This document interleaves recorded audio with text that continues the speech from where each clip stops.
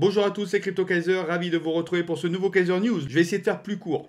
Kaiser News, 15-20 minutes, c'est l'objectif. Je vais essayer de m'y tenir. Pourquoi? Parce que les vidéos plus courtes marchent davantage que les vidéos plus longues. Donc on va essayer de faire du condensé. Mais comme d'habitude, on va voir l'analyse du marché crypto, l'analyse graphique, les cryptos qui performent, les cryptos à potentiel, évidemment les tendances, quels sont les narratifs qui vont marcher pour 2024. Bref, pas mal de choses à voir, plus également deux petites surprises à la fin, donc je vous propose de démarrer dès maintenant. C'est parti.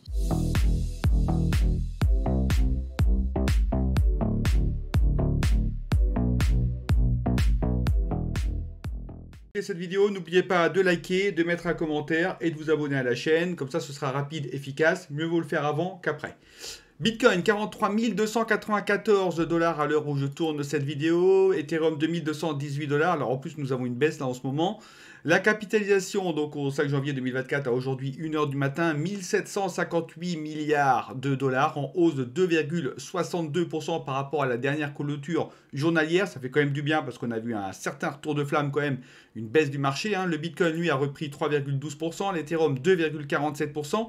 Sur la semaine, une hausse de 1,95% sur le marché global. Bitcoin, belle hausse 4,45% et l'Ethereum en retrait à 0,8%. L'écart se creuse entre Ethereum et Bitcoin, je vous le dis.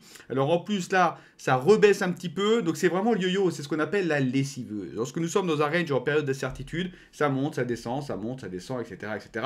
Pourquoi faire? Évidemment, pour jouer sur le psychologique des petites mains, pour qu'elles puissent libérer leur crypto, que ça puisse être racheté derrière par les plus gros. C'est ça, en fait, ce qui se passe d'ordinaire, et c'est exactement dans ce contexte-là qu'on est. Donc attention, à côté psychologique, soyez forts, ne vous laissez pas avoir. Côté répartition, le Bitcoin, 42,2% se rapproche à nouveau des 50%. Le Bitcoin a repris du terrain, on voit ici avec la mèche verte, la dominance du Bitcoin qui a bien augmenté. Évidemment, c'est l'Ethereum qui a le plus souffert, et puis derrière les altcoins. Donc sur le sentiment crypto, le fameux Fear and Greed. Donc nous sommes quand même dans l'euphorie, pas dans l'extrême euphorie bien évidemment, mais assez haut dans l'euphorie je trouve, en rapport à l'incertitude qui règne. C'est assez étonnant, 72, mais bon, actons. Et nous sommes toujours par là, l'incertitude pour rappel est bien représentée, symbolisée par cette espèce de grand range au niveau du sentiment crypto, où les investisseurs attendent des nouvelles de la SEC qui tardent à arriver. Je continue maintenant avec notre fameux petit graphe des altcoins saison. Donc nous sommes à 59, nous avons quand même très bien augmenté, nous sommes extirpés de la Bitcoin saison. C'est vrai qu'il y a beaucoup d'alts qui ont bien pumpé, mais attention à mon avis, là dès demain ça va redescendre assez sévèrement parce que là c'est vraiment le Bitcoin qui reprend un petit peu des couleurs, mais les altcoins qui s'enfoncent psychologiquement c'est toujours difficile, donc faites encore une fois bien attention. Derrière l'analyse graphique, qu'est-ce qu'on peut avoir? Nous avons donc Bitcoin vision hebdomadaire en haut, l'Ethereum vision hebdomadaire en bas, ça se bataille sévère, ça se bataille sur ce support, résistance support, mais maintenant là on a bien validé le fait que c'était un support, les 42 248 $, chirurgical, je vous rappelle, c'est vraiment très précis. Donc on voit bien que le Bitcoin reprend des couleurs, mais vous avez vu l'amplitude, mèche haute 45 000, mèche basse 41 200 à peu près. Donc c'est vraiment ça la lessiveuse, c'est qu'une journée ça monte, une journée ça descend, une journée ça monte, etc. Et après les gens ils se disent, oh là ça montera jamais, laisse tomber, j'arrête. Voilà, cas typique.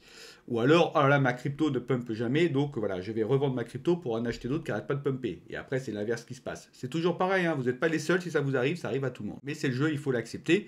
Donc la lagging spine, elle est bien au-dessus, elle a testé le support comme je vous l'ai dit. Maintenant, on continue. Il n'y a rien de nouveau en fait par rapport aux autres Kaiser News.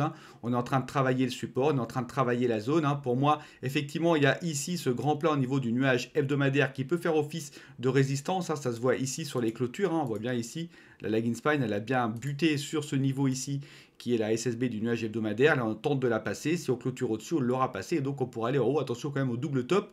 Ici, si jamais on se fait refouler ici, là, ça pourra repartir vers le sud. Donc, attention, rien n'est fait. On n'a pas non plus d'accord de la SEC, je vous le rappelle. Il y a toujours cette petite théorie qui dit, la SEC va finalement se donner plus de temps. Et du coup, il y aura effectivement une grosse déception côté investisseur. Donc, il y aura une forte baisse du cours. Et derrière, les gros pourront racheter. Mais après, on a déjà eu ça. On a eu un sévère flush, un demi-milliard de dollars quand même, entre ces belles mèches ici. Il y a beaucoup de liquidités qu'on est allé chercher. Donc, à mon sens, ça devrait un petit peu se calmer. On devrait encore un petit peu consolider. On devrait avoir logiquement une bonne nouvelle. Mais si ce n'est pas le cas, de toute façon, c'est juste retardé dans le temps. Il faut être patient, c'est tout. Et de toute façon, à un moment donné, les ETF, Bitcoin, à mon sens, ils vont finir par être acceptés. Donc là, on aura une belle poussée. Derrière, par contre, Ethereum, c'est pas très sûr. Donc attention quand même. Donc justement, côté Ethereum, donc on est pile sur notre niveau. Encore une fois, chirurgical. Vous pouvez voir ici la chirurgie qui opère. Et ici, c'est pareil, la lagging spine, elle est en train de buriner, elle est en train de tester notre support des 2223 $. Espérons que ça tienne bien ce support, hein. On l'a franchi, on est revenu comme ça, juste dessus sur ce niveau de support. C'est la raison pour laquelle je ne m'intéresse qu'aux clôtures. Tout ce qu'il y a au-dessus, c'est du bruit. Ça sert à chasser des stop-loss, ça sert à aller chercher des liquidités. Et c'est pour ça que tous ceux qui sont en levier, c'est extrêmement dangereux, surtout en ces périodes d'incertitude. On se fait flusher à chaque fois, donc ne prenez pas de levier, sauf si vous êtes vraiment aguerri au trading. Mais sinon, vous allez vous faire découper, donc faites attention quand même. Donc ici, donc l'Ethereum, donc on travaille le support. Si jamais ça tient, le prochain niveau, c'est 2481 $. Le Bitcoin, c'est 47 100 $, hein, juste ici. Donc ça, ce sont les deux niveaux. Si jamais ça lâche ici, dans ces cas-là, on sera toujours, on oscillera au niveau du haut du range, hein. On a déjà ici, on voit bien que ça a bien réagi au niveau des cours de clôture, pile ce niveau-là, qui devrait correspondre à peu près aux 41 800 $. Ça sera déjà un bon niveau à tester. On devrait continuer comme ça à ranger, sinon ça sera directement les 40 000 $, prochain seuil psychologique sur la baisse. Côté Ethereum, le niveau suivant, ce sera quoi? Ce sera, à mon avis, directement le niveau des Kejun, hein. Si jamais les 2223 $, ça rompt, on ira directement aux 2000 $ pour retester, à mon avis, le support. Niveau psychologique, 2000 $. Puis après, pour essayer de repartir après à la hausse et refranchir ce niveau des 2223 $. Mais attention, c'est quand même un niveau qui est assez puissant, donc je pense que le support devrait pouvoir tenir. Voilà, même si l'Ethereum est un peu chahuté, je pense qu'il en a un peu sous le pied et ça devrait pouvoir repartir incessamment. Côté calendrier économique maintenant, alors je pense quand même que ce qui explique aussi la forte volatilité, c'est 1, la décision de la SEC et 2, le calendrier économique et les chiffres, hein, économiques que nous avons eu cette semaine. Alors notamment au niveau de l'inflation, alors ce qu'on peut voir, c'est que l'inflation, elle n'est pas forcément totalement vaincue et ça ne plaît pas forcément au marché, notamment avec les chiffres de l'ADP ici. C'est le nombre de jobs créés, hein, dans tout le secteur privé aux États-Unis. Donc 164 000, on en a eu alors qu'on en attendait 115 000. Donc il y a un énorme gap. Ça veut dire qu'il y a énormément de jobs qui ont été créés. Et ça veut dire que l'activité économique, enfin en tout cas l'emploi, se porte à peu près bien. Ce qu'on peut voir aussi, c'est l'initial jobless claims. Alors ça, c'est le nombre de personnes qui pointent au chômage aux États-Unis. Il est quand même bien moindre que ce qu'on attendait. On attendait 216, on a eu 202. Donc tout ça veut dire quoi? Tout ça veut dire que l'emploi, il n'est pas si terrible que ça. Et au final, si l'emploi n'est pas si terrible que ça, attention aux chiffres de l'inflation. Pour rappel, hein, si vraiment on a un plein emploi, l'inflation, elle risque d'augmenter. Ce qu'on peut voir également, c'est que le CPI, les chiffres de l'inflation, donc effectivement, ils sont en dessous des 3% qu'on attendait, à 2,9%, mais ils sont quand même bien au-dessus de ce qu'on avait aujourd'hui, 2,4%. Donc on a quand même une hausse de l'inflation. Donc c'est vrai qu'il y a beaucoup de personnes qui nous disent, ça y est, l'inflation est maîtrisée, etc. Mais quand on regarde ces chiffres, quand on regarde les emplois qui se portent bien, la Fed, en scrutant tout ça, on peut quand même se dire, attention quand même. Donc à la lecture de ces chiffres-là, on peut commencer un petit peu à se poser des doutes. C'est comme les non-farm payrolls, hein, ça c'est le nombre d'employés rémunérés aux USA, sauf dans le secteur agricole, d'où les non-farm. 216 000 alors qu'on entendait 170 000, donc il y en a beaucoup plus. Alors c'est vrai qu'il y a eu Noël, etc. Il y a beaucoup d'emplois aussi à Noël, hein, les Pères Noël, les sapins, les trucs, les machins. Mais à avoir attention quand même à ça. Et donc, quand on voit les chiffres macroéconomiques présentés ici, effectivement, le spectre de l'inflation peut revenir comme un boomerang. Et du coup, ça peut jouer aussi sur la volatilité. Donc, Hartung, mes amis. Pour le reste, la SEC, hein, je ne vais pas vous refaire un dessin. Nous attendons la décision de la SEC par rapport aux ETF, Bitcoin Spot. Bon, on le dit 50 milliards de fois, donc attendons. Je continue maintenant avec le top 15 au niveau des cryptos. Alors c'est pareil, il n'y a pas eu énormément de changements sur le top 15. Je ne vais pas trop m'y attarder. Juste le Solana là, qui a repris 4%, qui se réapproche de son niveau des 108 $, hein, que j'avais repéré. Le Solana, il lâche pas l'affaire lui, hein, attention. Hein. Sinon pour le reste, XRB, donc toujours une légère baisse, hein, parmi les cryptos.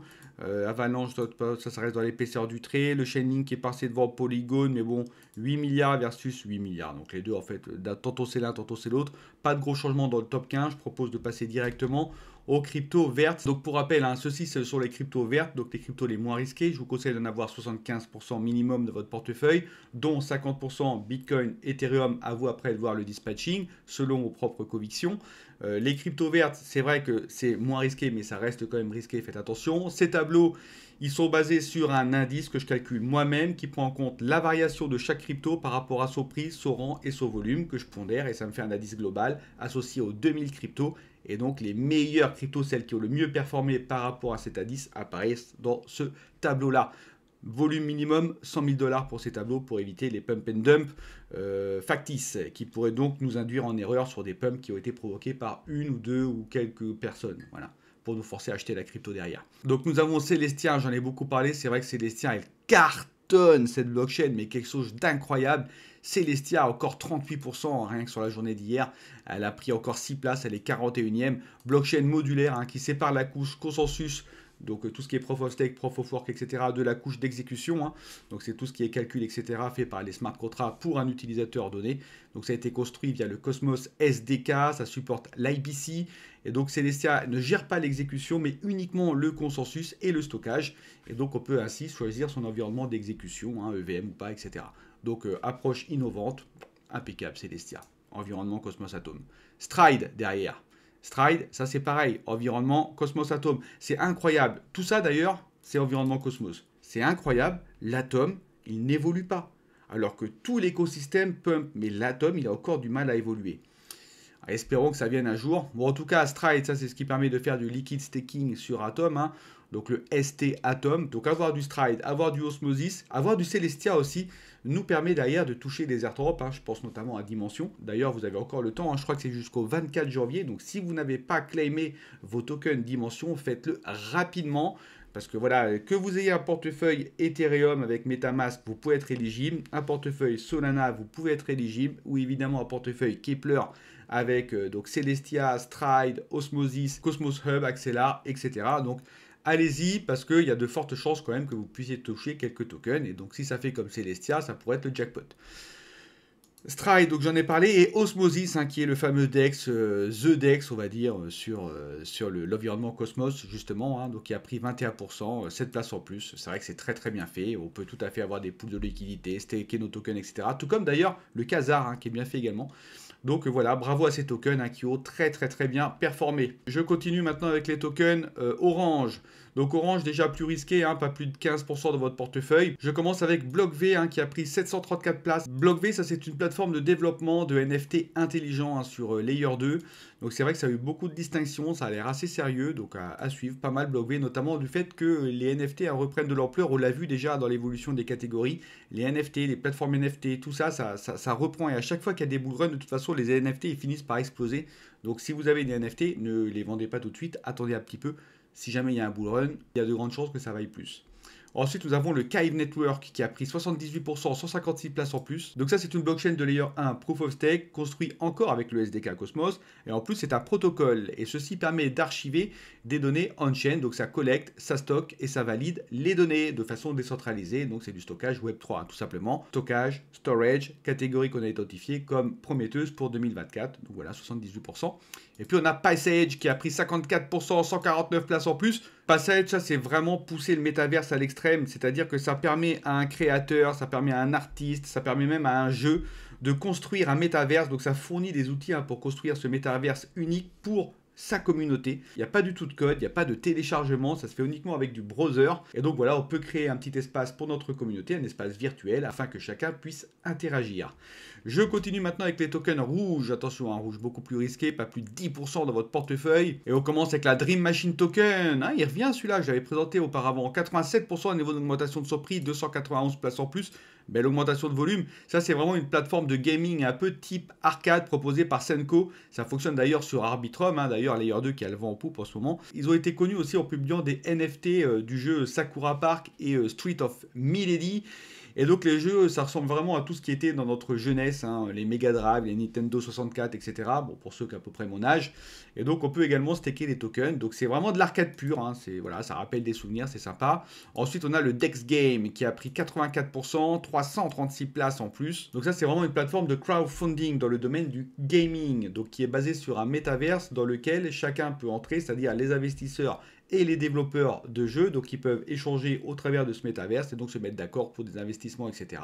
Donc de toute façon, on a vu que le gaming était un narratif effectivement assez prometteur pour 2024. Et puis on a Sale qui a pris 53% au niveau de son prix, 26% au niveau de son indice supply. Mais le projet est très récent, donc il faut également un petit peu de temps pour mettre les tokens en circulation, c'est toujours pareil. Donc ça, c'est vraiment un DEX sur Layer 2 Ethereum. Donc on va avoir de l'optimisme, on va avoir du Polygon, on va avoir de l'Arbitrum, du Mantle, avec des frais qui sont vraiment faits pour les petites et les moyennes transactions. Et en plus, il y a des pools avec des rewards qui sont assez sympathiques. Donc à voir, moi je m'y intéresse à celui-ci. Je l'ai mis en tout cas dans mes tokens à surveiller. Je continue maintenant avec les fameux narratifs, mes chers amis, c'est-à-dire les catégories crypto qui peuvent vraiment avoir du potentiel pour le prochain bull run. Et ça, il faut vraiment les regarder, il faut les analyser parce que l'objectif, c'est d'avoir quelques cryptos pour chacune de ces catégories. Donc nous avons les Layer 1 stablecoin, les exchanges centralisés qui ont pris 14%, à mettre en face des DEX qui ont pris que 3,9%. Hein. Les exchanges centralisés remportent la battle avec les DEX pour le moment, 65 milliards versus 16 milliards. Les NFT, 9,1% en plus, ça c'est pas mal. Liquid Staking Token, pour le moment, c'est vrai que ça n'augmente pas beaucoup ça, mais il y a énormément de personnes qui en ont déjà, donc voilà, on ne peut pas faire plus. Les mêmes coins qui ont diminué de 10,7%, c'est vrai que j'en parle un petit peu moins. Les Layer 2 qui ont bien pumpé, 19,3%. Il y a uniquement le storage, encore le storage, qui a fait mieux que les Layer 2, mais les Layer 2, pas mal. Pas mal, il se rapproche d'ailleurs sévèrement du gaming. Donc les DEX ensuite, le DeepMind, 13 milliards, le DeepMind 2,1%, il est arrivé là, maintenant il y reste, c'est vrai que c'est un vrai narratif celui-ci aussi, j'y crois beaucoup moi au DeepMind, le yield farming, le storage 27, donc ça c'est les Filecoin, etc.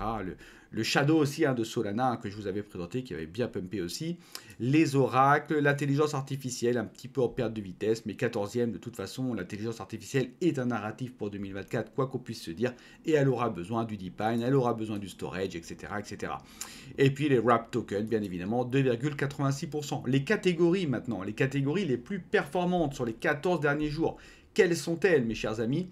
Nous avons le BRC20 qui a pris 95%. C'est encore elle qui remporte la palme. Les BRC20, donc les ordinals. Ordinals qui sont la cause des frais assez élevés du Bitcoin aujourd'hui. Donc ça, c'est pareil, c'est extrêmement spéculatif. Mais force est de constater que la catégorie se porte très bien. Le storage, donc ça c'est tout ce qui est, encore une fois, les Filecoin, etc. Je ne vais pas la refaire, mais ça cartonne aussi. Les Layer 2, 19,31% d'augmentation, donc tout ce qui est Polygon, Arbitrum, Mantle, Matisse, etc. Bref, tout y passe.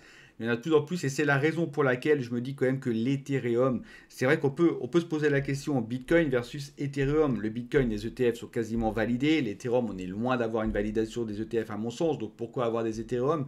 Mais derrière l'Ethereum, ça reste quand même, il y a tout un écosystème sur Ethereum. Il y a beaucoup de Layer 2 qui s'appuient sur Ethereum. S'il n'y a plus d'Ethereum, il n'y a plus rien derrière. Et c'est tout un pan de l'économie crypto qui part, tout un pan de la DeFi qui part.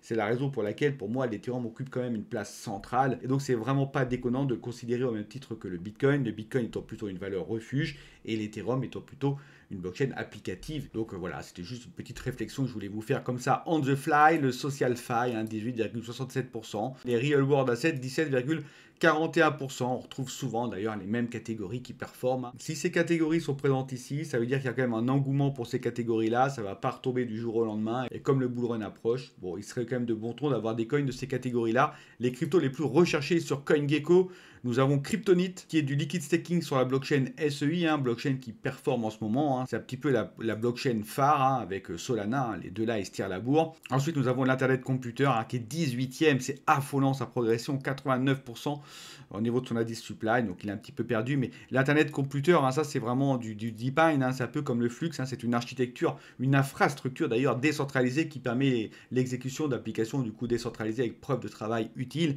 Et puis nous avons Kujira aussi, qui a pris 4 places, qui est 112e, c'est pas mal aussi, ça a 11%. Alors Kujira, ça c'est vraiment un écosystème qui propose des outils pour la DeFi, pour permettre justement aux développeurs de développer assez rapidement des applications décentralisées qui peuvent proposer du prêt, de l'emprunt, des swaps, des launchpads, etc. Je me demande si c'est pas d'ailleurs ça sur l'écosystème Cosmos, mais je suis pas sûr. Donc voilà, après l'Atom, c'est vrai qu'il augmente pas beaucoup. C'est vrai qu'il consolide même pas mal, mais derrière, c'est un peu comme un stablecoin. Limite, moi, je commence à considérer mes atomes comme un stablecoin qui, derrière, rapporte quand même pas mal avec le staking, les 13%, etc. Et puis, dernière petite chose aussi concernant SmartDex, donc leur fameux stablecoin qui va bientôt sortir, je vous en ai déjà parlé, l'USDN, USD Neutral. Donc, ce sera un stablecoin qui sera adossé au dollar. Donc, un USDN vaudra 1$. Alors, pas exactement, d'ailleurs, ça fluctuera très légèrement au-dessus et en dessous de 1$. C'est l'algorithme qui veut ça. Et il y aura également la possibilité de toucher des revenus juste en conservant ces stablecoins. Donc ça, je trouve ça extrêmement intéressant. Donc ça sera vraiment on-chain, ça sera complètement décentralisé, ce stablecoin. Et donc ils expliqueront un petit peu plus tard les algorithmes qui permettent à ce USDN de garder sa parité avec le dollar et également de générer des revenus. Donc c'est très intéressant. Franchement, connaissant l'équipe et connaissant le projet, je n'ai aucune crainte sur le fait que ça va cartonner. J'attends juste un petit peu plus d'informations.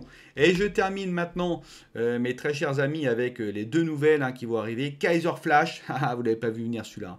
Kaiser Flash, donc ça sera à partir, je pense, de lundi ou mardi, tous les matins.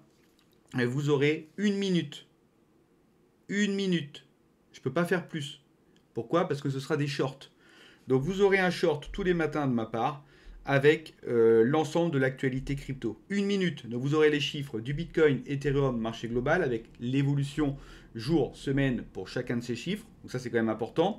Derrière vous aurez évidemment le Fear and Greed. Vous aurez les cryptos qui ont pumpé la veille. Donc par catégorie. Donc la catégorie rouge, jaune et verte. Vous aurez également les cryptos les plus recherchés. Vous aurez les narratifs qui ont le plus cartonné. Et une sélection de 4 news les plus importantes dans le marché crypto. Tout ça en 1 minute qui vont défiler. Il n'y aura pas de son, je ne vais pas parler parce que sinon ça va faire trop bizarre. Il y aura par contre des sous-titres. Là, je suis en train de m'attaquer à la partie sous-titres.